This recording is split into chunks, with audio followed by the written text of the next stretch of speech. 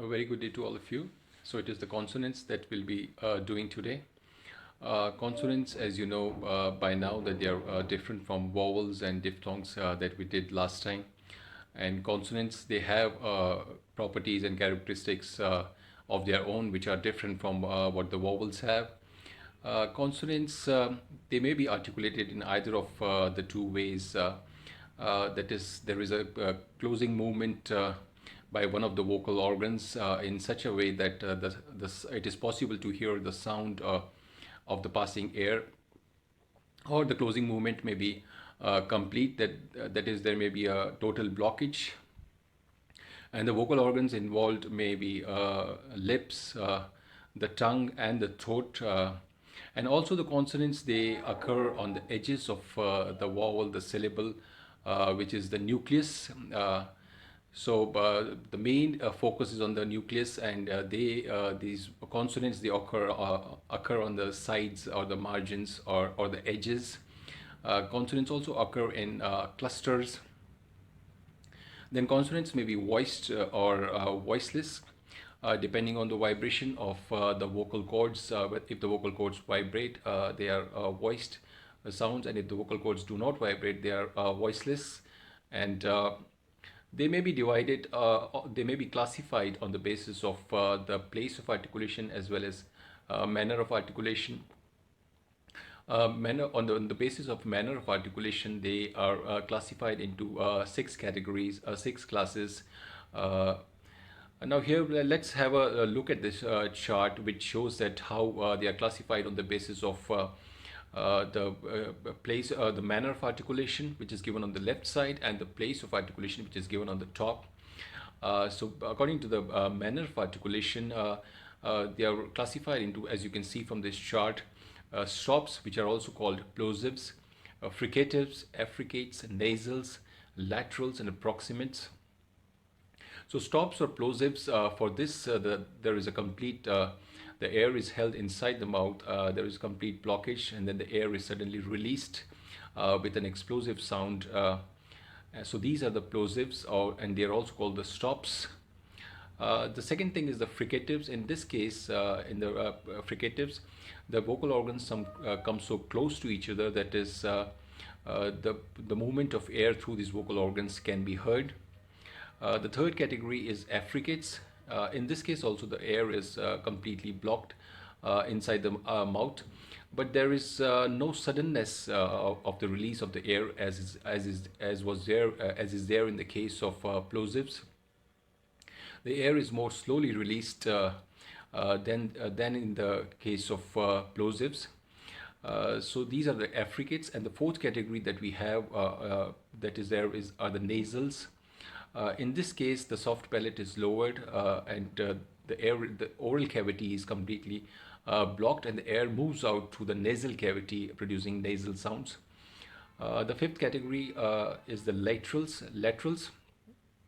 in which case the tongue makes contact with the roof of the mouth, and the air flows out through the sides. And the final category, the sixth class, is the approximates. In which case the one vocal organ moves, one articulator moves so close to the other articulator, but it does not to cause any friction or obstruct the flow of the air, and the air flows unobstructed, as in the case of the vowels. So these are the approximates. So these are the six classes on the basis of the manner of articulation. And there are also 7 to 8 categories according to the place of articulation. Before going into the place of articulation, let's have a look at this chart again, which shows the organs of speech. As you can see from this chart, there is the nose, and the entire thing is the nasal cavity. Then there on the upper side, there is upper teeth, alveolar ridge, the hard palate, which is the roof of the mouth, the soft palate, and on the right side there is ovula, which hangs loose, which when it is lowered, it blocks the oral cavity, and the air flows through the nasal cavity, producing the nasal sounds. When it flows through the nasal cavity, it produces the nasal sounds, and when it is raised The nasal cavity is blocked and the air flows through the oral cavity, producing the oral sounds. Then we have the pharynx, the glottis, the larynx, and the upper lip and the lower lip. So these are the organs of speech which are used in the production of sound. Now this table shows how these 24 consonants are used in words. There are 24 consonants and there are pairs of words in which they are used. Now, coming to the individual sounds, we'll also talk about the place of articulation. Now, first we come to the category, according to the manner of articulation, is the category of plosives. And in this category, the first pair is per and bur, which are the bilabial plosives. Bilabial means both the lips are involved in the production of these sounds. And both the lips tightly close, the air is held inside the mouth, and then it is suddenly released with an explosiveness. The soft palate is raised. The per sound is voiceless, unvoiced, and the bur sound, that is the lower sound, is voiced. In which it is voiced. For this, the vocal cords vibrate, and for voiceless, the vocal cords do not vibrate.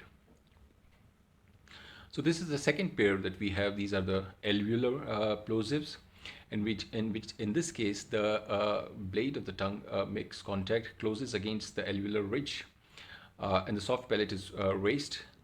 Again, the ter sound is voiceless, unvoiced, and the der sound is voiced. Then we have the velar plosives. In this case, the back of the tongue closes against the soft palate. Again, the soft palate is also raised, and the upper sound k is voiceless, unvoiced, and the lower sound g is voiced. So that completes the category of plosives. Now we come to the category of affricates, in which the two articulators, the air is held inside the mouth, and then it is released, but not with the suddenness which is there in the case of plosives. So this pair is palatoalveolar. For this pair, the tip, the blade, and the sides, the rims of the tongue, they close against the alveolar ridge and the side teeth. And the front of the tongue is also raised. The soft palate is also raised. The upper sound ch is voiceless, and the lower sound j is voiced. Now we come to the category of fricatives. In fricatives, the two vocal organs come so close to each other that is the movement of air through these organs can easily be heard. So the first pair is labiodental, that is when the lower lip makes contact with the upper lip, these sounds are produced. Fur is voiceless and ver is voiced, and for the production of these sounds, the soft palate is raised.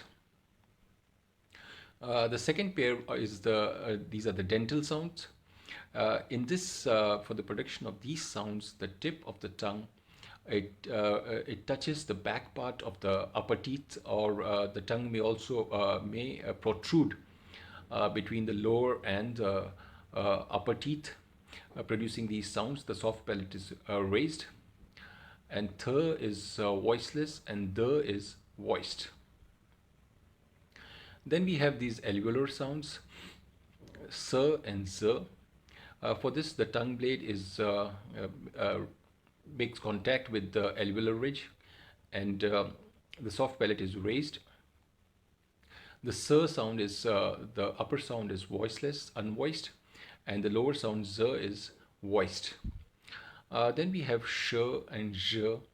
For this case, also the blade of the tongue, it touches the alveolar ridge, and the front part of the tongue is raised while pronunciation of these sounds. Front part of the tongue is also raised. The soft palate is also raised. So sh is unvoiced, voiceless, and zh is voiced. Then we have the h sound, which is glottal sound. the air flows through the lungs. The air flows from the lungs through the open glottis, and the tongue form, lips and the tongue form the shape of the following vowel. Her sound is unvoiced. Now we have come to the category of nasal sounds. For nasal sounds, the soft palate is lowered so that the oral cavity is blocked and the air flows through the nasal cavity.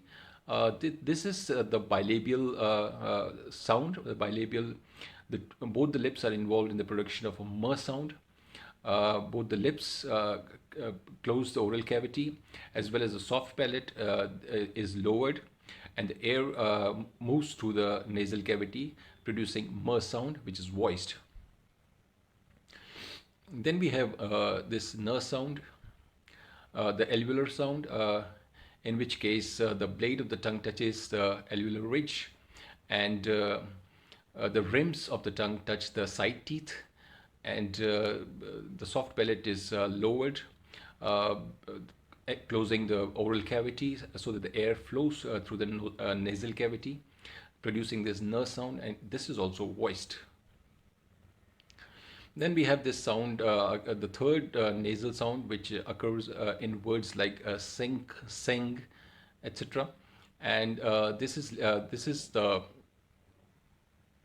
velar sound, in which case the back of the tongue closes against the soft palate, and the air escapes through the nasal cavity, producing this sound, and this is also voiced. Then we come to the category of approximants, where the one articulator moves so close to the other articulator, but not to cause friction or to block the airflow. The airflow is unimpeded. So this sound is the post-alveolar sound, in which case the tip of the tongue is held behind the alveolar ridge, and the back rims, they touch the upper molars. Back rims of the tongue touch the upper molars, producing r sound, and this r sound is also voiced. The soft palate is raised for this.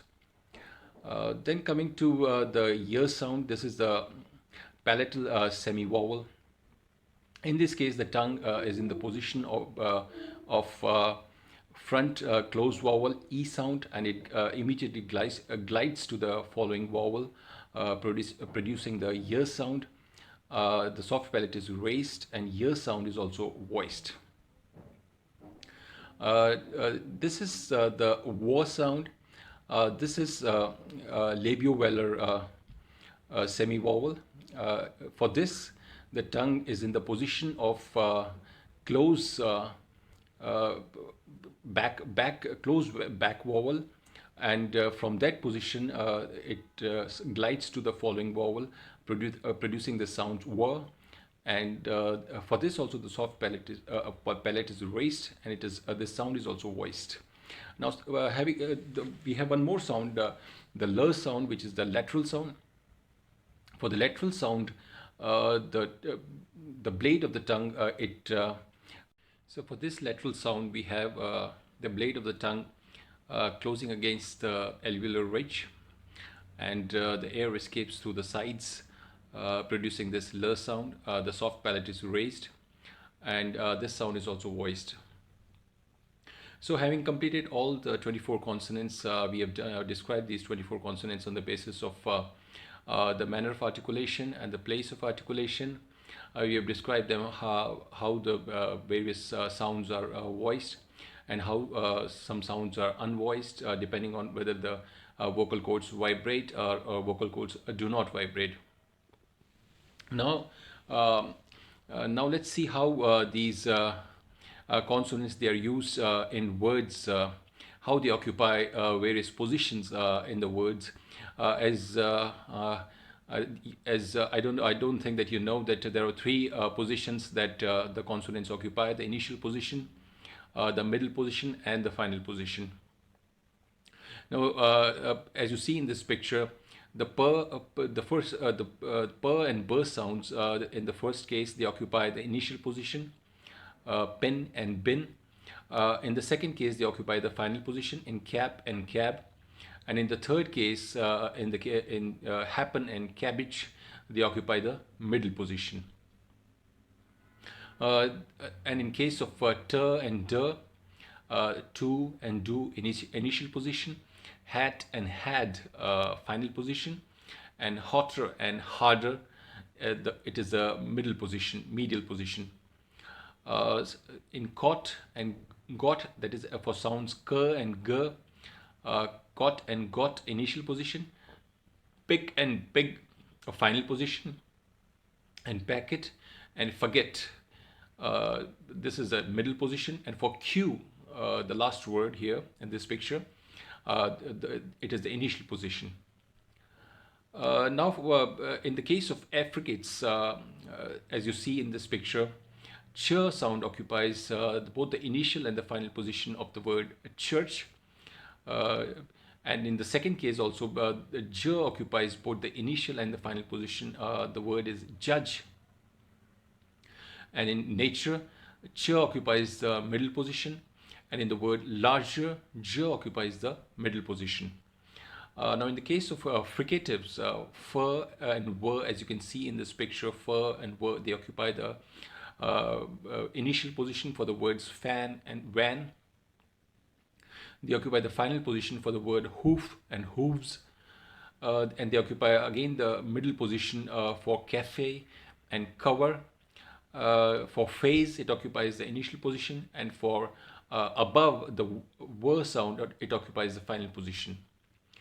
And the sounds th and the, in think, it occupies the initial position. The sound occupies the initial position.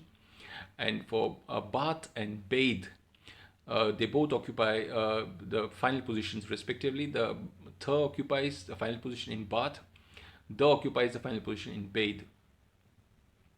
And in mathematics, th occupies the middle position. In father, the occupies the middle position. In case of sounds s and z, as you can see, the words su and zu, initial position, this and these, final position, icy and lazy, middle position. She occupies the initial position. In fish, she occupies the final position. In the word beige, je occupies the final position. In nation, she occupies the middle position. And in measure, je occupies the middle position. And for this glottal her sound, in hello, her occupies the initial position. In the word behind, the her sound occupies the middle position. As you can see from this picture, her sound does not occur. It does not occur as a final sound. And for the nasal sounds, for the mer sound, in the word more, initial position. In the word room, final position. And in the word camera, mer is in the middle position. In the case of no, the second nasal sound, no is in the initial position, on, no is in the final position, and for infant, no is in the middle position, no again is in the initial position, though in orthography it starts from K, but the sound is no and it's in the initial position. The third nasal sound, which is there when the words sing, sink, singing and sinking, as you can see from this picture, this sound does not occur in initial position. It occurs in the final position, and it occurs in the middle position. As you can see from in these words, sink, final position, sink, final position, and singing, middle position, sinking, middle position. This sound does not occur in as a initial sound. Now the lateral sound, l sound, it occurs in the initial position in live, final position in the word pool, and middle position in the word pulling. Then the post-alveolar r sound in the word red, it occurs in the initial position. In the word hurry, it occurs in the middle position. And in party and car, it is not pronounced. It is silent as far as the British variety is concerned, but it is pronounced in the American variety. It is party and it's car. So R is pronounced for American variety of English, and it is not pronounced for British variety of English. And as you know that there are two standard varieties of English, the British variety and the American variety, and both have their differences in pronunciation, in spellings, and in many other differences are there between the two varieties. Then coming to this sound, semi-vowel y sound, it occurs in the initial position, yes, young, usual, again in the initial position, few, the final position, Q, middle position, educate, middle position, suit, middle position. Again, as you can see from this picture, y does not occur as a final sound. Then we have the word, the sound wa, which occurs in the initial position in wood, in walk, in vet, in wheat, all initial positions, in hallway, middle position. And again, as you can see from this picture, this sound does not occur as a final sound. So we have completed all the consonants. We have done all the 24 consonants. We have described them on the basis of their properties, on the basis of their manner of articulation, the place of articulation, how they are voiced and voiceless, and we have also seen how in what position in the words they can occur. Some of the consonants, they can occur in the initial position, some can occur in all three positions, some can only in initial, some only in middle, some only in final position. So these were the consonants. We have completed the consonants. We did last time the vowels and diphthongs, and this time the consonants are also complete. So all the 44 sounds that we were talking about, the International Phonetic Alphabet, thus we have described those sounds, and this brings us to the end of these symbols, this 44 sounds of International Phonetic Alphabet. In the next lecture, we'll take up the syllable structure and the word stress. So this is all for today. Thank you very much.